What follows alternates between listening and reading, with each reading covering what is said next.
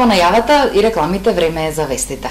Со нормираниот учинок се руши законот за минималната плата, покажа анализите на синдикатот. Последниве 2 месеца, значи од изминатава година, на работниците им се зголемува нормата со цел да не ја достигнат исплатата на минималната плата. Синдикатот алармира и бара формирање на совет кој на годишно ниво ќе ја одредува нормата за работници по индустријски гранки. 80% од работодавците ја исплатиле минималната плата на работниците во текстилната индустрија, но за сметка на тоа им ја покачуваат нормата. Забележено и враќање на пари на рака во Штип и Неготино, покажа анализите на првиот регионален синдикалец на ССМ во Штип, Горан Трајков.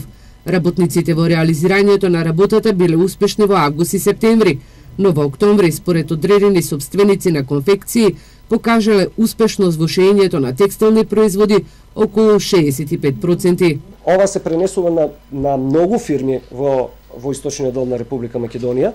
И тука можам да кажам дека се со цел да се намали основицата за минималната плата да биде помала за работниците што ќе ја зимаат, а од друга страна се рефлектира и на придонесот кој што треба да го уплаќаат самите работодавци, значи кој што паѓа од 5000 и стигнува до некоја реална сума на 3630 денари, што се поклопува и со самите барања на работодавците во текстилната и кожарската индустрија да плаќаат по 50 евра придонес. Рушењето на минималната плата со нормираниот учинок е еден од најочигледните проблеми, а во реалноста кога ќе се погледнат документите, Трајков вели дека работниците покажуваат дека постигнувале и норма од над 200%. Сведоци сме во една фабрика каде што работниците ваделе по 1600 комади на неделно ниво, секој еден работник, а додека во налозите за извоз пишувало 700 комада. Значи работниците работат по 200% за дадена норма, а на крајот испаѓа дека сработиле 50% од нормата прикажана на самите налози за извоз. И друга работа е, ако работниците се непродуктивни, зошто налозите и извозот е на време направен. Трајков забележува дека синдикатот решението со нормираниот учинок го гледа во формирање на совет, составен од представници на ресорните министерства, синдикатот и работодавците, кои на годишно ниво ќе ги утврдуваат нормите за работниците и тоа во сите индустријски гранки. Предлогот е доставен до надлежните институции со цел да не се злоупотребуваат работничките права и да не се руши законот за минималната плата. Заклучно со септември минатата година во земјава биле блокирани сметките на 112.490 фирми и граѓани, покажуваат податоците на Народна банка на Република Македонија. Според овие податоци, блокирани биле сметките на 80.870 граѓани и на 31.620 правни лица. Ова е наречи се истото ниво во септември 2016 година, кога имало 112.612 блокирани сметки.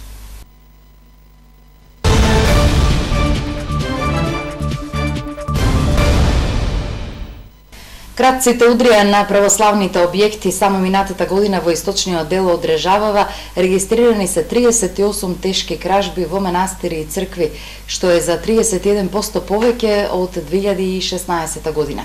Половина од кражбите се расветлени, а за останатите полицијата се уште работи на терен. За сега нема одговори на прашањето кои се разбойниците кои изминатава недела, последна во 2017 година, го разбија и целосно го уништија манастирот Воскресение Христово во Штип.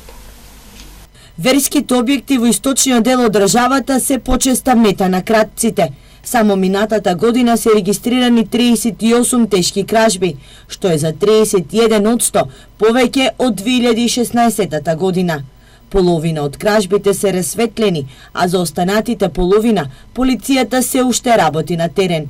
Во меѓувреме полицијата трага и по разбойниците кои минатата среда го разбија и целосно го уништија црковниот инвентар во манастирот Воскресение Христово во Штип, каде што откако разбойниците се опиле од црковното вино и не нашле пари, својот гнев и лутина го истурели врз иконите. Искршените икони, направените дупки во ѕидовите, говорат дека станува збор за атеисти, луѓе кои не се плашат од казната Божја, остро реагираат од црковниот одбор на обиениот манастир. Ово се луѓе атеисти што не веруваат во Бог, значи провале преку ѕидов, значи не можеле се да влезат преку вратата и имат направено обид преку зидот со скршени блоковите и со сила се влезеле внатре. Кратците ги зеле само ситните пари кои верниците ги оставале за свеки. Неколку месингени крста и 20 литри зејтин. Внатре е хаос, значи тотален хаос. Хаос невиден. Се е испокршено. Се е испокршено, се. Иконите? Иконите се 50% искршени. Зголемениот број на кражби го отвара прашањето колку се безбедни православните храмови. Граѓаните коментираат дека покрај Господ православното богатство треба да го чува уште некој. 27 годишен кочанец се обидел да силува своја сограѓанка. Немилиот настан се случил на 28 декември кога тој отишол на гости кај 33 годишната кочанка и се обидел насила да ја обљуби. За среќа во куќата каде што живеела во последен момент влегле неговата сестра и стрина, кои спречиле во намерата да ја силува. Сепак денеска кочанската полиција му поднесе кривична пријава на лицето со иницијали СМ и го осомничи за сторено кривично дело силување во обид.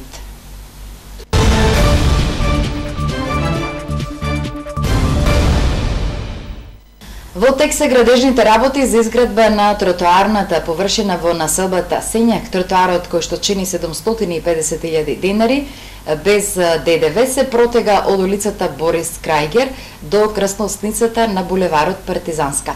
Градоначалникот Благој Бочварски забележува дека со реализацијата на овој инфраструктурен проект се зголемува безбедноста на жителите и на децата во една од најголемите населби во градот Подисарот. Со 7000 метри квадратни бехатон, локалната самоуправа ќе го решава проблемот за безбедноста на пешаците во Штип, изјави денеска градоначалникот Благој Бочварски.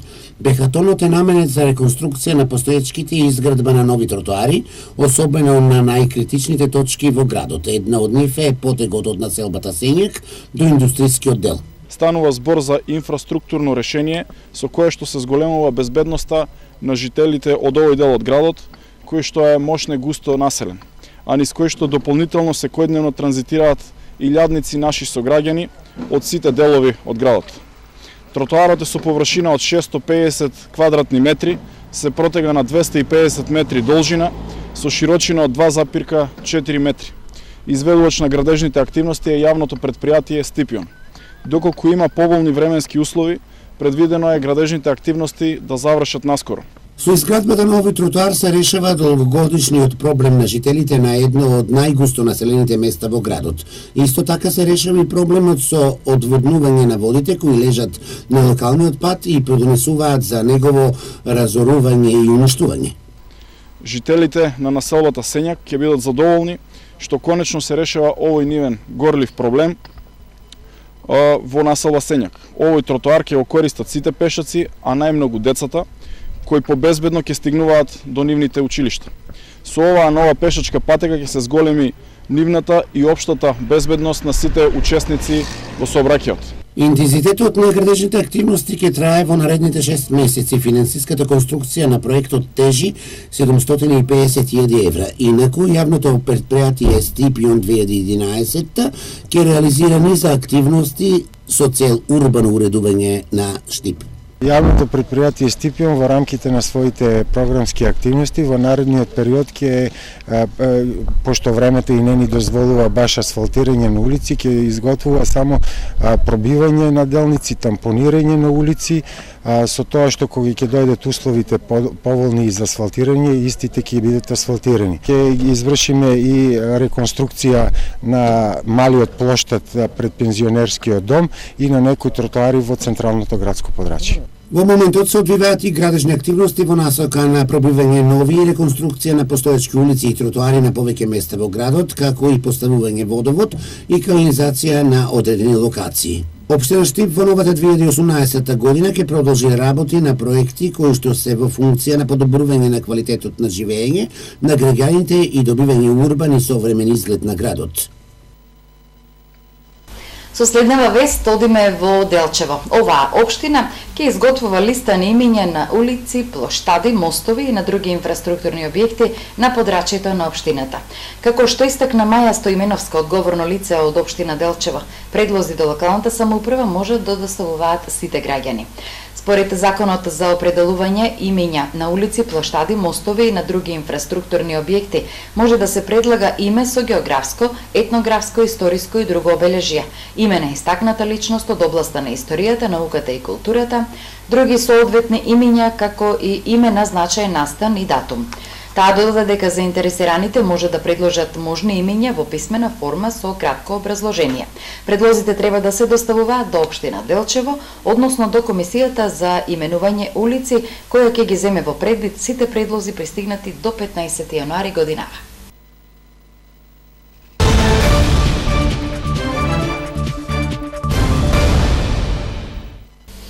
Предстојниот викенд ќе го прославиме Божик, Христовото раѓање.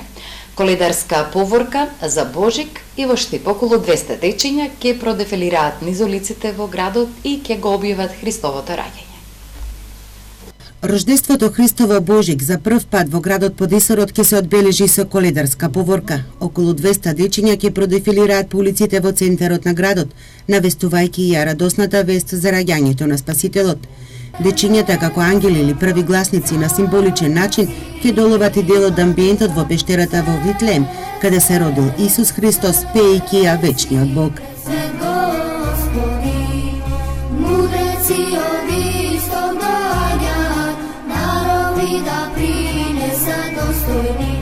Поворката ќе се движи од црквата Свети Никола, ќе продолжиме во собранието, каде што таму децата ќе ја испеат песната Вечниот Бог.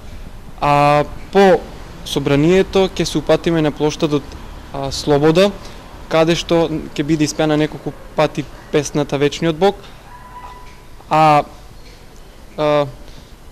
децата ќе ја носат бадниковата колиба која што го објавува и го представува раѓањето Христово. Бадниковата поворка, што за прв пат се организира не само во Штип, туку и пошироко, има цел да ја возобнови традицијата и духовните вредности според каноните на Светата православна црква.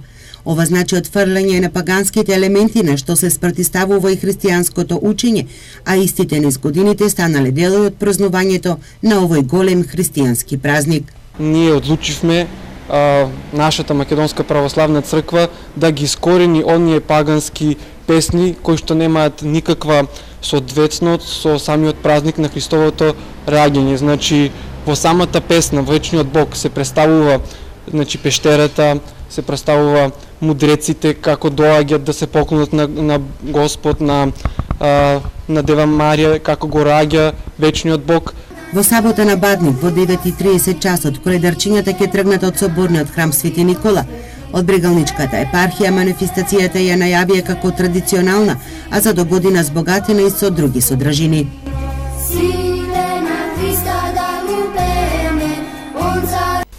Празниците само што ни почна, а цел јануари е преполн со празници. Веста е во врска со празниците кои ги имаме во текот на целата година. Од Министерството за труд и социјална политика велат дека ќе има преиспитување на законот за празниците во Република Македонија и дека за предлогот наредниот 2 јануари да биде неработен ден ќе се разговара со представници на работодавците и на работниците. Работодавачите постојано укажуваат дека има многу празници. По последниве промени во законот за празниците во 2007 година 2 јануари беше прогласен за работен ден, а беа додадени низа нови главно верски празници.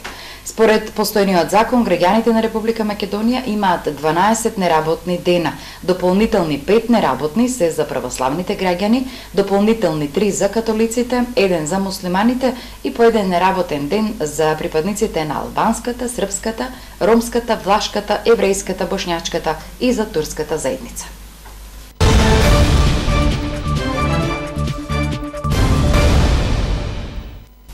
Кон крајот на дневникот одиме со спортските актуелности.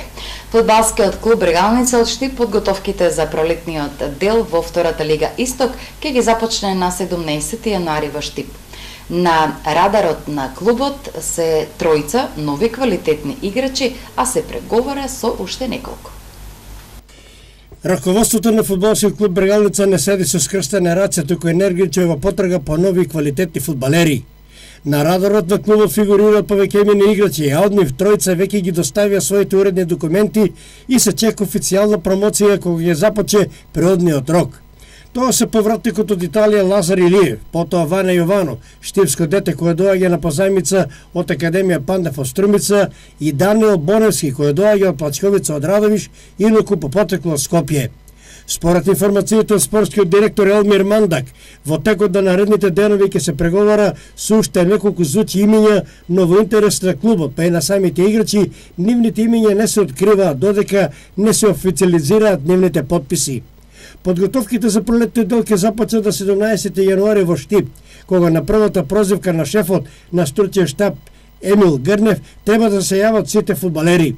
Од спортскиот директор Елмир Мандак уште информацијата дека Брегалница првиот контролен меч ќе го одигра на 27 јануари во Штип со екипата на Кит Го Пекчево, но се уште не се знае на кој терен ќе се игра, а во опција се градскиот стадион, Белобрадо или на Суитлакот.